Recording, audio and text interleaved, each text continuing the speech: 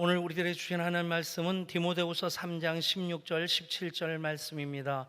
기록된 하나님 말씀을 제가 먼저 받들어 읽고 그리고 우리 한 목소리로 같이 읽겠습니다. 모든 성경은 하나님의 감동으로 된 것으로 교훈과 책망과 바르게 함과 의로 교육하기에 유익하니 이는 하나님의 사람으로 온전하게 하며 모든 선한 일을 행할 능력을 갖추게 하려 함이라. 아멘. 같이 읽습니다.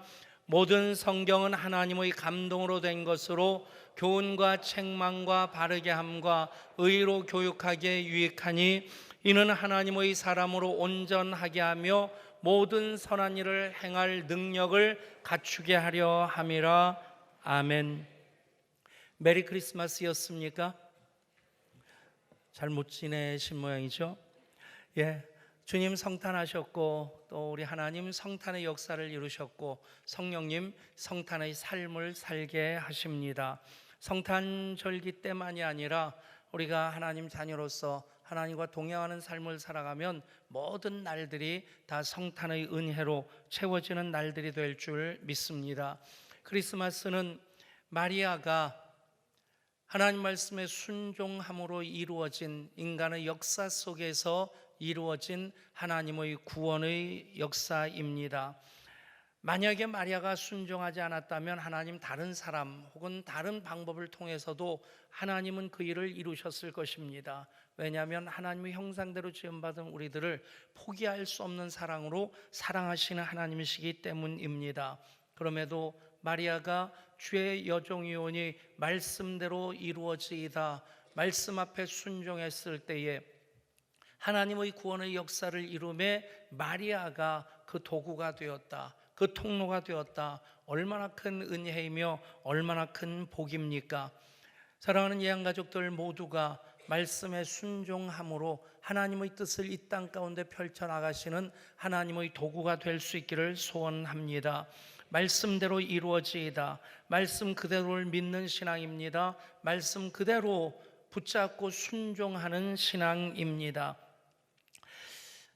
우리 그리스도인들 하나님의 자녀들입니다. 과연 우리들이 그 말씀대로 살아가고 있는지, 말씀에 순종하며 살아가고 있는지. 세상 사람들 보면 성경을 믿지 않으니까 성경과 상관없이 매스컴의 영향을 받고 TV나 과학자나 학자의 이야기에 귀를 기울이고 그대로 순종하며 살아갑니다. 그런데 중요한 것은 우리들입니다.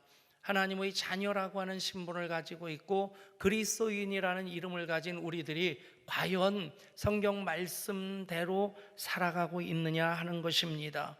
여러분, 그래도 괜찮은 것입니까?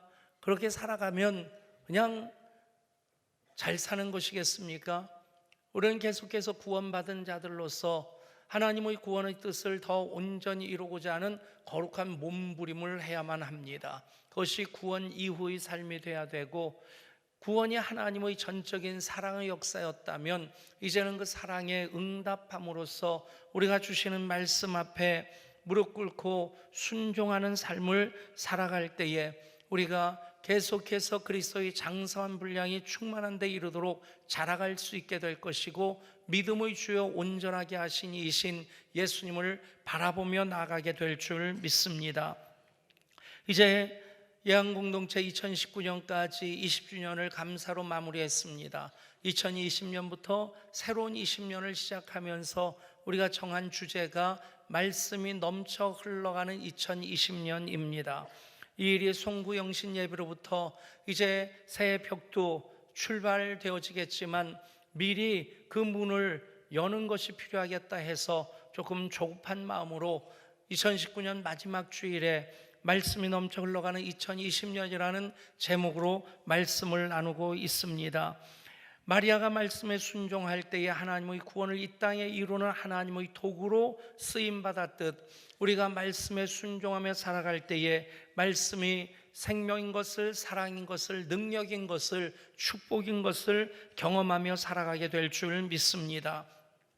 옛날 모택동이 중국을 통치하고 있을 때에 소위 문화혁명이라고 해서 분석행위의 역사, 중국 땅의 진시 황제 때 있었던 그 일이 다시 반복되어지는 일이 있었죠.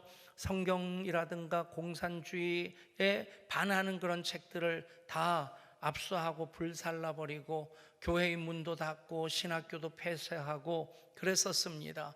그 당시에 서울에 있는 극동방송에서 밤 12시가 되면 항상 중국어로 이제 중국어 성경을 읽어주는 그런 시간을 가졌었는데, 그런데 동경에 있는 극동방송 지국을 통해서 편지 한 통을 받게 되었는데 그 편지가 중국에 있는 성도에게서 온 것이었답니다. 극동방송에서 읽어주는 그 성경 말씀, 제가 그것을 일일이 다 받아 적으면서 성경책을 요한계시록 22장까지 그렇게 다 썼는데 사무엘상 15장을 쓸 때 방송 상태가 안 좋아서 제대로 못 받았었습니다. 그것을 다시 한번 꼭 읽어주시면 고맙겠습니다. 담당자가 그 편지를 읽으면서 얼마나 감격스럽겠습니까? 그냥 허공에 외쳐지는 소리라고 생각을 했는데 중국의 지하교회 교인들이 그 성경 말씀을 들으면서 그렇게 믿음을 유지할 수 있었다. 더군다나 그것을 받았어 가지고 성경을 전체 필사 성경으로 마무리하게 되었다. 그래서 몇 날 며칠 그것을 읽어드리겠노라고 약속하고 그것을 읽어드릴 때 북받치는 감격으로 눈물을 삼키면서 또박또박 읽었다는 것입니다. 그리고 또 얼마 후에 다시 일본을 거쳐서 편지 한 통이 왔는데 그 편지에는 드디어 제가 성경 전체를 제 손에 가질 수 있게 되었습니다. 얼마나 감사하고 감격스러운지 눈물을 주체할 수 없습니다. 그런데 제 성경은 짐으로 한 짐이나 됩니다. 생각해 보십시오. 필사 성경 다 베껴 쓴 성경이 그저 얇은 종이에 인쇄한 그런 간단한 성경은 아니지 않겠습니까? 여러분, 우리들에게 이런 감격이 있는지, 홍수가 나서 물이 범람하는데 정작 문제는 마실 물이 없다는 것입니다. 샘물도 시냇물도 다 오염이 돼서 물은 넘쳐 흐르는데 마실 물이 없어서 그래서 고통을 당할 때가 홍수라고 한다면 요즘 그런 것이 바로 한국교회의 모습이지 않나 싶습니다. 성경책이 너무 많아서 인터넷을 통해서 성경을 들을 수 있고 핸드폰 애플리케이션을 통해서 성경을 들을 수 있고 웬만한 집 성경책 서너 권, 제 경우는 집에도 그렇고 교회 목양실에도 그렇고 여러 가지 번역으로 된 성경책이 한 20여 종류는 있는 것 같아요. 여러분, 너무 많아서 이제는 정작 그래서 그 말씀을 사모하지 않는다 생각하면 그것은 우리가 하나님 앞에서 참 부끄러워야 될 일이 아닌가 싶습니다. 여러분, 과연 하나님 말씀을 얼마나 사랑하십니까? 얼마나 사모하십니까? 오늘 말씀을 통해서 하나님 말씀인 성경을 우리가 사모하고 사랑하고 손에 붙잡고 읽어야 될, 읽고 묵상하고 몸으로 살아가야 될 말씀인 것, 그 이유를 몇 가지를 찾게 됩니다. 그 첫 번째, 모든 성경은 하나님의 감동으로 된 것으로, 성경은 하나님의 감동으로 기록된 책이라는 것입니다. 책이라고 한다면 나름대로 영향력을 미칩니다. 책 한 권 때문에 많은 그 에피소드가 있는데, 예를 들어서 괴테가 젊은 베르테르의 슬픔을 썼을 때에 이 사랑에 실현한 사람이 스스로 목숨을 끊는 것 때문에 많은 사람들이 젊은 베르테르의 슬픔을 읽고 자살을 했다는 거예요. 그래서 이래서는 안 되겠구나 싶어서 괴테가 다시 쓴 것이 독일인의 사랑이라는 책을 썼답니다. 로미오와 줄리엣, 셰익스피어가 쓴 그 책을 읽고 젊은 남녀가 이 땅에서 못 이룬 사랑, 죽음 이후에 우리가 이루어야 되겠다 해가지고 로미오와 줄리엣 흉내내가지고 동반 자살하는 일이 유행을 하고, 또 히틀러가 나의 투쟁이라는 책을 썼을 때 그 책으로 말미암아 얼마나 미친 바람이 역사 속에 휘몰아쳤고, 그래서 2차 세계대전 때 2천만 명 이상이 목숨을 잃는 그런 일이 책 한 권으로부터 시작됐다. 여러분, 책 한 권 제대로 읽으면 살 수 있는데 책 한 권 잘못 읽으면 인생의 방향이 잘못될 수 있다는 얘기입니다. 그런데 성경은 모든 성경이 하나님의 감동으로 된 것입니다. 그래서 그 안에 생명이 있고 사랑이 있고 능력이 있고 하나님 약속에 담겨져서 그 말씀을 사모하며 그 말씀을 읽고 묵상하며 살아갈 때에 우리는 하나님을 더 풍성하게 경험하고 누리며 살아갈 수 있게 될 것입니다. 지난 20일에 우리 할렐루야 찬양대 핸델의 메시아 연주를 했습니다. 처음 시작은 전곡 해보려고 했었던 건 아니었어요? 그랬죠? 처음부터 시작이 어쨌든 우리 할렐루야 찬양대가 메시아 연주회를 했다. 그만큼 레벨업이 됐다는 얘기입니다. 근데 저도 참 감동이 있고 성탄절 오후에 이렇게 오랜만에 성탄절 오후에는 신방하자는 얘기도 없고 밥 먹자는 얘기도 없고 그래서 집에 있으면서 할렐루야 전곡 연주를 들었습니다.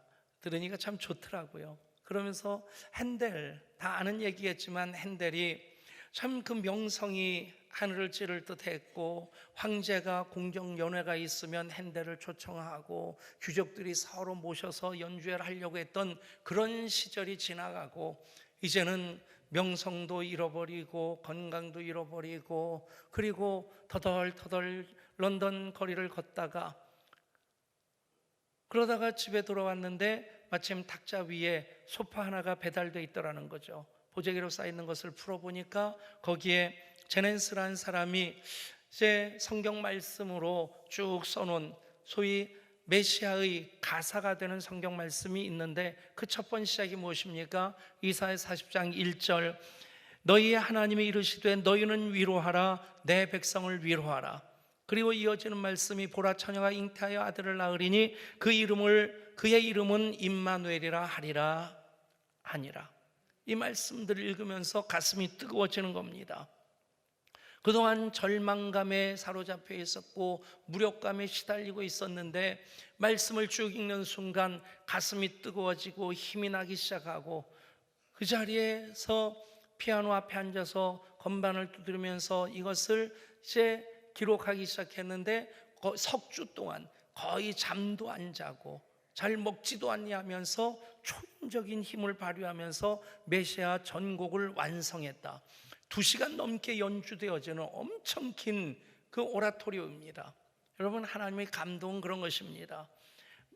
그렇게 절망과 무력감에 시달리던 핸델에게 하나님 말씀으로 찾아와 만나 주실 때 그 감동으로 그 절망감과 무력감을 다 떨쳐버리고 그 엄청난 것을 석주 동안 작곡할 수 있었다.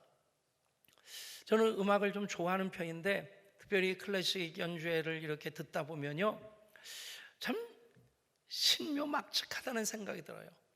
어떻게 그 머릿속에 그 악기가 그 시간에 나와야 될 것들, 그 악기의 소리라든지 음력이라든지 그런 걸 다 머릿속에 집어넣고 그것을 다 만들어내고 그것을 머릿속에서 이렇게 계속 연주를 들으면서 음표로 옮기는 참 대단하다. 여러분, 성경 말씀 바로 그렇게 하나님의 감동으로 기록된 것입니다. 아멘. 여러분, 하나님의 감동이 기록됐다. 구약 창세기부터 신약 요한계시록까지 이제 1189장입니다. 66권입니다. 그런데 그것이 기록되는 기간은 1500년이 걸렸어요. 그리고 40명 넘는 저자들이 같이 모여서 어떤 편집 그 지침을 받고 쓴 것도 아닙니다. 그들에게 유일한 공통점은 하나님의 감동이라는 공통점이죠. 여러분, 이게 가능한 것이 아닙니다. 몇 사람만 게임할 때 그런 거 하지 않습니까?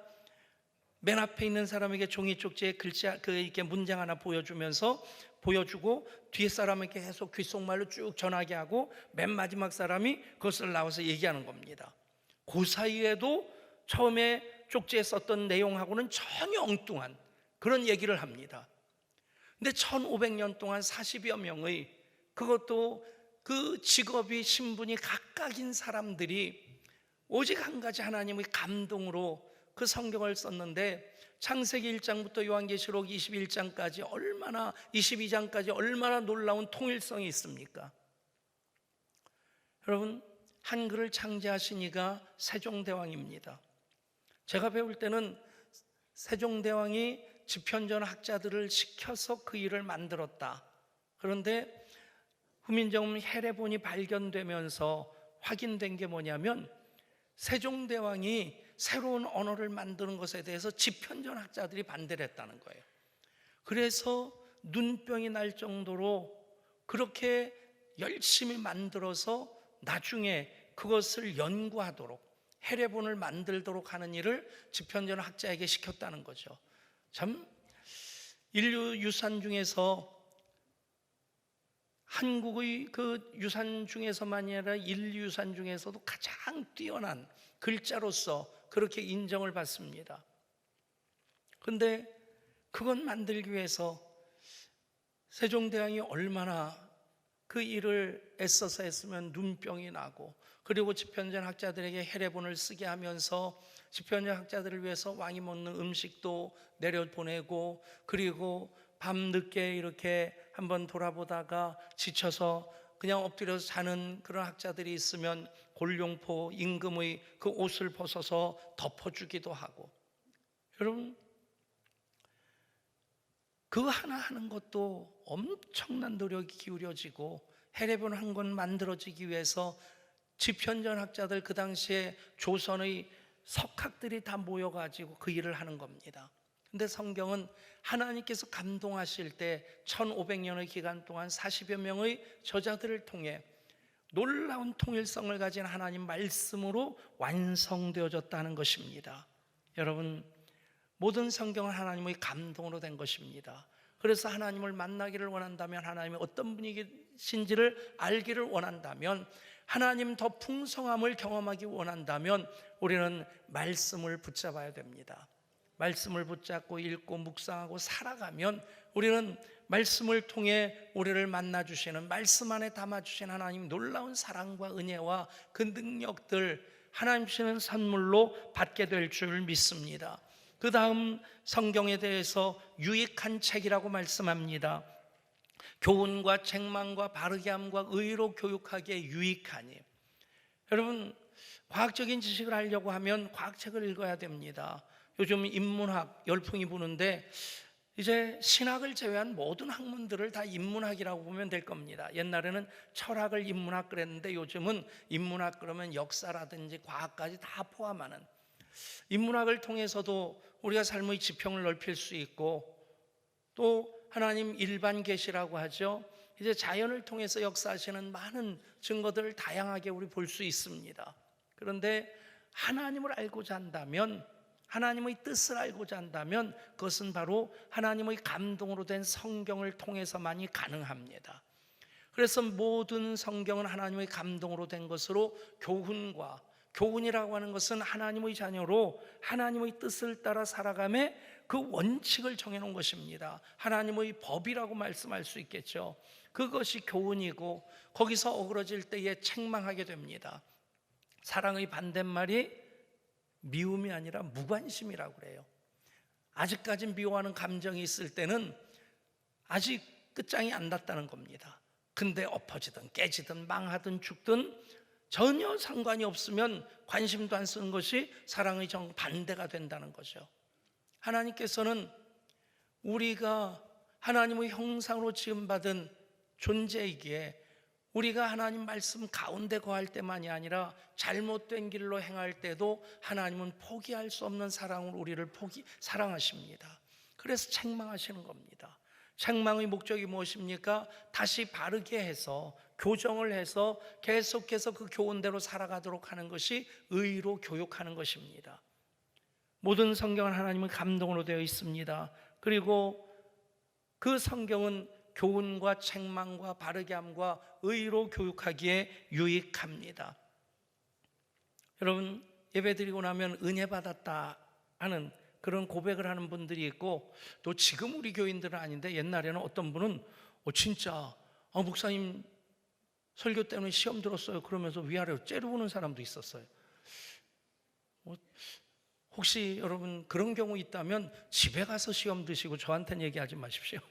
근데 어떤 때는 똑같은 말씀인데 어떤 분은 은혜 받았다고 하고 어떤 분은 시험 들었다고 하고, 또 어떤 때는 은혜 받고 어떤 때는 시험 드나 보면 자기가 기준이 될 때 그래요.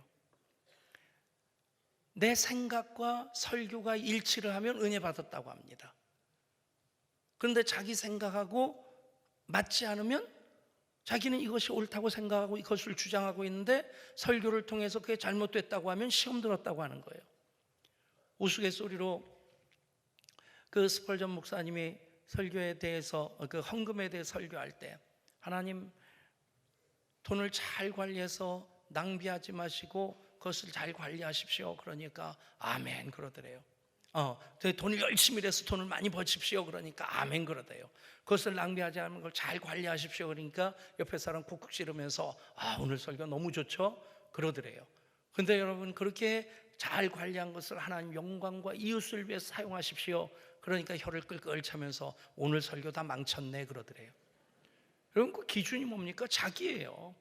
자기 욕심이 기준이 될 때 돈을 버는 것은 자기에게 마음이 딱 드는 거고, 돈을 하나님 영광 위해서 이웃을 위해 쓰라는 것은 마음에 안 드니까 설교 망쳤다고 하는 겁니다. 여러분, 모든 삶의 기준을 하나님 말씀에 두십시오. 아멘.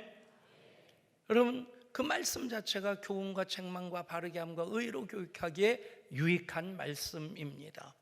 그 결과가 무엇입니까? 하나님의 사람을 온전하게 합니다. 그렇습니다. 성경은 또한 온전하게 하는 책입니다. 이는 하나님 사람으로 온전하게 하며 모든 선한 일을 행할 능력을 갖추게 하려 함이니라. 아멘. 여러분, 하나님 사람으로 하나님 사람 다워질 수 있는 방법이 무엇입니까? 일전에 어떤 목사님 모임 갔는데 목사님 한 분이 어깨가 딱 부러져 있는 거예요. 어디냐고 얘기를 말씀드려야지 더 잘 이해가 될 것 같아요. 북부경찰청 성탄 예배 갔는데, 근데 그 북부경찰청 산하에 12개 경찰서가 있습니다. 그 경찰서 경목위원장이 같이 모였어요. 그분 중에 한 분이 딱 벌어졌는데 진짜, 그러니까 경찰청장님이 그 얘기를 하더라고요. 목사님 같은 분은 처음 봤대요. 목사님 같은 분들은 저기 경찰 특공대에 많이 있는데. 여러분, 뭐 체력 단련 잘해서 나중에 여기를 만져보니까요, 여기 팔뚝이, 여기 팔뚝, 어깨 여기가 허벅지 같아요. 진짜 대단하더라고요. 여러분, 뭐 그렇게 열심히 단련해가지고 표정 보니까 목사님도 그렇게 하세요. 그런 건 기대하지 마시고. 근데 아무튼 그러면 그게 온전하게 되는 것입니까? 하나님의 사람이라는 그 이름값하는, 그리스도인이라고 하는 그 이름값을 하는 그 모습으로 갖추어질 때 그게 온전하게 되는 것입니다. 이는 하나님의 사람으로 온전하게 하며 모든 선한 일을 행할 능력을 갖추게 하려 함이라.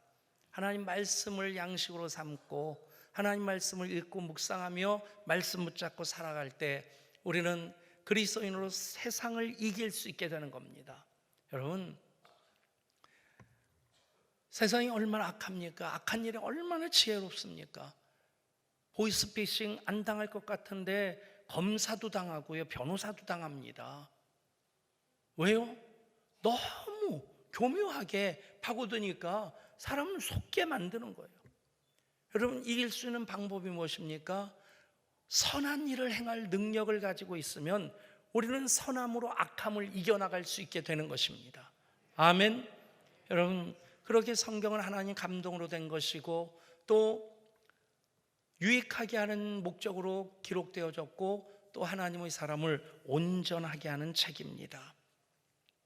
백화점 왕이라고 하는 별명을 가지고 있었던, 그리고 또 최신부 장관까지 했던 워너메이커라고 하는 사람이 있습니다.